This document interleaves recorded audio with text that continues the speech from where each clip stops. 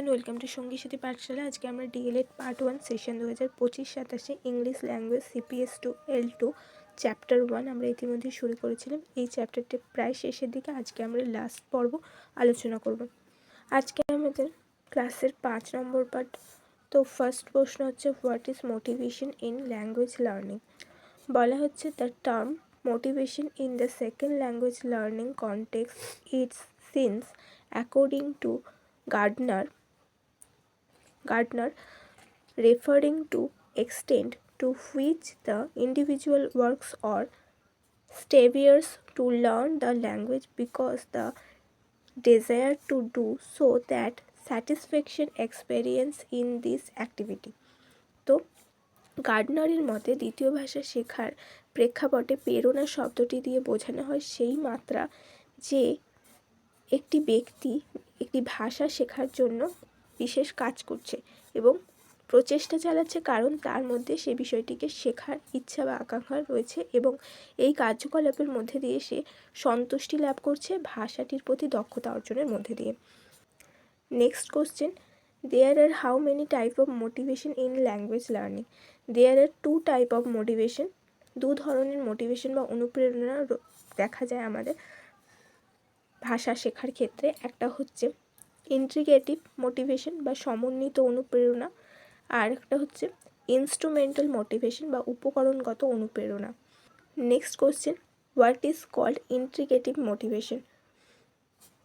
সমন্বিত অনুপ্রেরণা বলতে কী বোঝো? There are people who identify positively with the target language group, understanding their culture and able to participate in it. This pattern of motivation is called integrative motivation. এমন কিছু লোক আছে যারা যে ভাষাটি তারা শিখতে ইচ্ছুক সেই লক্ষ্য ভাষাটির গোষ্ঠী বা যারা বলে তাদের সাথে ইতিবাচকভাবে একাত্মতা অনুভব করে, তাদের সংস্কৃতি বোঝে এবং তাতে অংশগ্রহণ করতে সক্ষম বা ইচ্ছুক আগ্রহী। এই ধরনের প্রেরণাকে সমন্বিত প্রেরণা বলা হয়। অর্থাৎ কি, ইংরেজি ভাষা বা অন্য কোনো ভাষা শেখার ক্ষেত্রে তোমার সেই ভাষাটির প্রতি ভালোবাসা আছে, তাদের সংস্কৃতি, তাদের ধ্যান ধারণা, উৎসব, তাদের আচার আচরণের প্রতি তুমি আগ্রহী, সেই জন্য তুমি সেই ভাষাটির প্রতি আগ্রহ দেখিয়ে শিখতে চাইছো এবং তাদের সাথে নিজেকে অতি সহজে একাত্ম অনুভব বা মিলিয়ে মিশিয়ে নিতে পারো। হচ্ছে ইন্টিগ্রেটিভ বা সমন্বিত মোটিভেশন বা অনুপ্রেরণা। নেক্সট হচ্ছে, what is called instrumental motivation? উপকরণগত অনুপ্রেরণা বলতে কী বোঝো? Instrumental motivation is characterized by utilitarian objectives such as obtaining admissions in a particular course, professional advancement and so on. উপকরণগত প্রেরণা হচ্ছে নির্দিষ্ট কোনো কোর্সে ভর্তি হওয়া, পেশাগত উন্নতি ইত্যাদির মতো উপযোগিতামূলক উদ্দেশ্যের দ্বারা চিহ্নিত। অর্থাৎ কি, যে কোনো একটা বিষয় নিয়ে তোমার আগ্রহ রয়েছে এবং সেটিতে আরও বেশি করে উচ্চশিক্ষা বা উচ্চ কোনো ডিগ্রি অর্জনের জন্য সেই জিনিসটা শেখার চেষ্টা করছো, এটাই হচ্ছে instrumental motivation. Next question, what are the different type of language acquisition environment? ভাষা অর্জনের বিভিন্ন ধরনের পরিবেশগত দিকগুলি কী কী? There are language learning environment may be divided into 2 category. ভাষা শেখার ক্ষেত্রে শেখার পরিবেশকে দুটো ভাগে ভাগ করা হয়। একটা হচ্ছে অ্যাকুইজিশন রিচ এনভায়রনমেন্ট, মানে ভাষা অর্জনের জন্য অনুকূল পরিবেশ, এবং অ্যাকুইজিশন পুয়ার এনভায়রনমেন্ট, অর্থাৎ ভাষা অর্জনের ক্ষেত্রে প্রতিকূল বা ঠিক বন্ধুত্বপূর্ণ নয় এমন পরিবেশ। নেক্সট হচ্ছে, what is cognitive style? What is cognitive style? Cognitive style বলতে কী বোঝো? It refers to an individual typical way to organizing universe and reflect personality or preference and not ability or intelligence.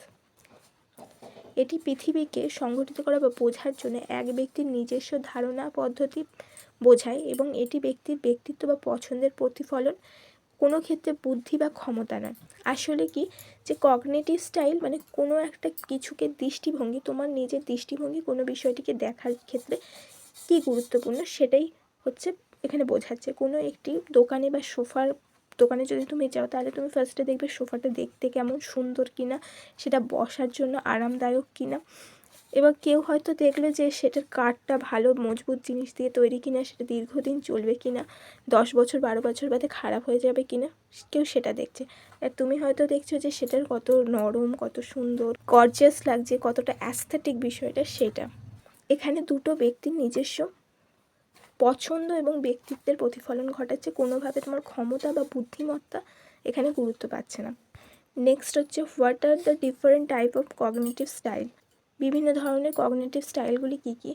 One of the interesting finding of research into human mental or cognitive process is that individual have certain preferred style of perceiving, environment, thinking, and problem solving.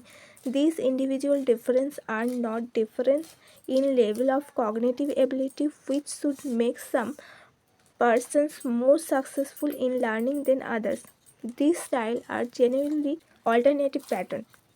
অর্থাৎ কি, মানুষের মানসিক বা জ্ঞানের যে প্রক্রিয়া সেই নিয়ে গবেষণার একটি আকর্ষণীয় ফল হলো পরিবেশকে উপলব্ধি করা, চিন্তা করা এবং সমস্যা সমাধানের ক্ষেত্রে প্রত্যেকটি ব্যক্তির নিজস্ব কিছু পছন্দের শৈলী থাকে। সেগুলো এই ব্যক্তিগত পার্থক্য জ্ঞানের যে ক্ষমতা স্তরের পার্থক্য নয়, যা কিছু ব্যক্তিকে অন্যদের চেয়ে শেখার ক্ষেত্রে বেশি সফল করে তোলে। এই শৈলীগুলি প্রকৃতপক্ষে বিকল্প পদ্ধতি। আসলে কি, যে মানুষের নিজস্ব কোনো কিছু দেখার বা কোনো পরিস্থিতি, ঘটনা, কোনো বস্তুকে দেখার নিজস্ব একটি দৃষ্টিকোণ থাকে, সেটা তার নিজের পছন্দের শৈলী থাকে। তো সেইটা দিয়ে সে বিষয়টিকে বিচার করে এবং সেই অনুযায়ী সে নিজের জ্ঞান ক্ষমতা বিষয়টিকে পার্থক্যকরণের স্তরে পৌঁছায় এবং সেটা তাকে অন্যদের থেকে আলাদা করে এবং অন্যদের থেকে আরও বেশি করে বিষয়টিকে ভালো করে জানতে, তার নিজস্ব স্তরে জানতে তাকে সাহায্য করে।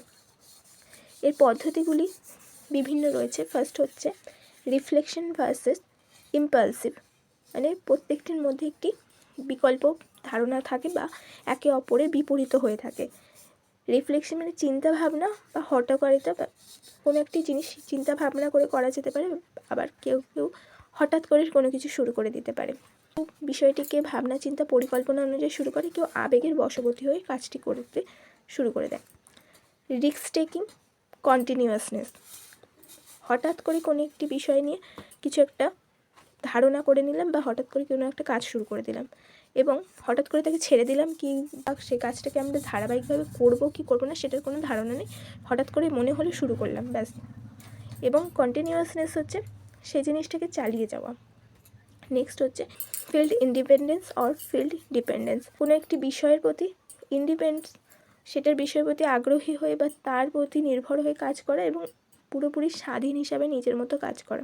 নেক্সট হচ্ছে convergent thinking versus divergent thinking, তো অভিসারী চিন্তাভাবনা এবং অপসারী চিন্তাভাবনা। নেক্সট হচ্ছে what are the stage of second language acquisition, দ্বিতীয় ভাষা অর্জনের ক্ষেত্রে কোন কোন স্তরগুলি আমাদের পেরিয়ে যেতে হয়। ফার্স্ট হচ্ছে silence, receptive and pre production, অর্থাৎ নীরব, গ্রহণমূলক এবং প্রাক উৎপাদন। অর্থাৎ প্রথমে যখন আমরা শিখি তখন আমরা বেশিরভাগ সময় কিছু জানি না, আমরা অন্যদের কাছ থেকে গ্রহণ করি বা অন্যরা যা কিছু বলছে সেগুলো মনোযোগ দিয়ে শুনি, যা কিছু করছে সেগুলো দেখার চেষ্টা করি, এইভাবে আমরা সেটাকে আয়ত্ত করার চেষ্টা করি। আর্লি প্রোডাকশন, প্রাথমিক উৎপাদন, মানে তারা যা বলছে সেগুলোকে ছোট ছোট করে আমরা বলার চেষ্টা করি। স্পিচ এমার্জেন্স, বাচন শক্তির উদ্ভব, মানে বিষয়টিকে আমরা বলার চেষ্টা করি তাদের মতো করে, সুন্দর করে উচ্চারণটাকে সঠিক করার চেষ্টা করি। ইমিডিয়েট ফ্লুয়েন্সি, তাৎক্ষণিকভাবে সাবলীলতা বা সেইটিকে তাৎক্ষণিকভাবে ভালো করে বলতে পারা। এবং continued language development or advance fluency, এবং ভাষার বিকাশের ধারাবাহিকতা এবং উন্নত সাবলীলতা। যখন আমরা বিষয়টিকে ভালোভাবে বুঝতে পারবো, ভালোভাবে কিছুটা আয়ত্ত করতে পারবো, তাহলে বারবার অভ্যাসের মধ্যে দিয়ে আমরা সেই জিনিসটার প্রতি আরও ভালো দক্ষতা অর্জন করব। নেক্সট হচ্ছে what are the stage of first language acquisition, প্রথম ভাষা অর্জনের ক্ষেত্রে কোন কোন ধাপ আমাদের পেরিয়ে যেতে হয়।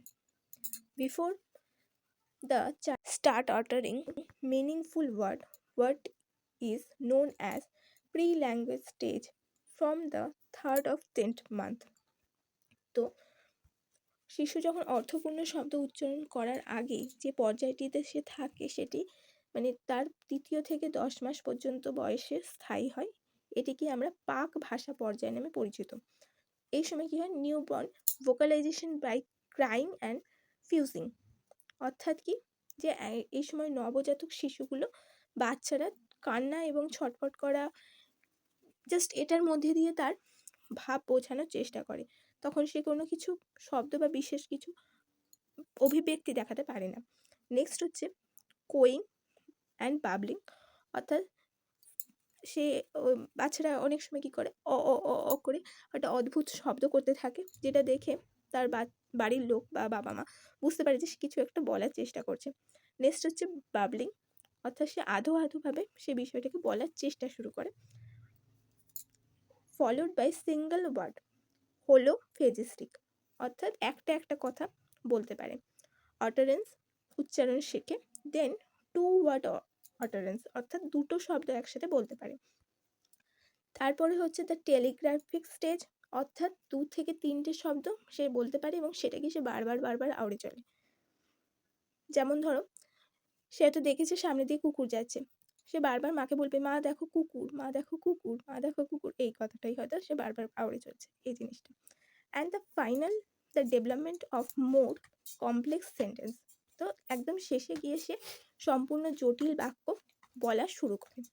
আর আজকে আমাদের লাস্ট প্রশ্ন, when was the communicative method introduced in India? তো কমিউনিকেটিভ মেথড কবে থেকে ভারতবর্ষে প্রচলিত হয়? 1980-র দশক থেকে 1980s। তো এই ছিল তোমাদের আজকে 10টা প্রশ্ন। এখানে বেশিরভাগ ক্ষেত্রে আমাদের এই চ্যাপ্টারটা শেষ হয়ে গেছে।